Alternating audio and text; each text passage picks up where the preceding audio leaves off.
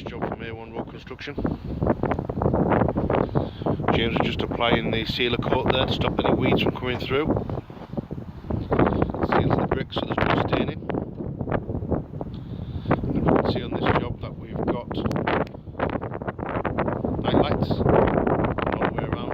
It's a super finish, not just in the daytime, but once it starts to get dark, when them lights come on, that looks absolutely fabulous. And this site is a mix between the charcoal with a sunburst edging, and then you've got the high curb edge that's been laid on it. You can see that there. The difference with the sealer being on, what you get from having the sealer is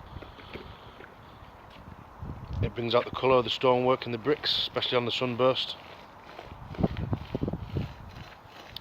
As you can see, it's a thick coat that goes on, then dries clear, and it seals in the cool dry sand that goes around each block. So basically it stops your weeds from coming through, it repels dirt from the surface, staining, and just gives an all round better look.